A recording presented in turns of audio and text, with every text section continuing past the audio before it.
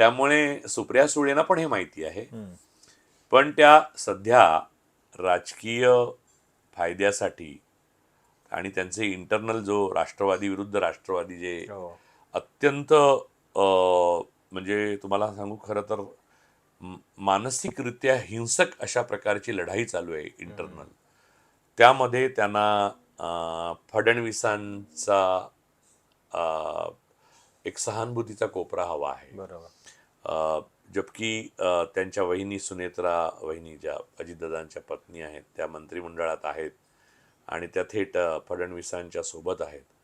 ही गोष्ट भविष्यामध्ये सुप्रिया सुळेंना स्वाभाविकपणे राजकीयदृष्ट्या स्वतःसाठी धोकादायक वाटणार असणार. त्यामुळे त्यातल्या त्यात फडणवीसांबद्दल चांगलं बोलून आपल्याला हा पण एक क्विड प्रो क्योचाच प्रकार आहे.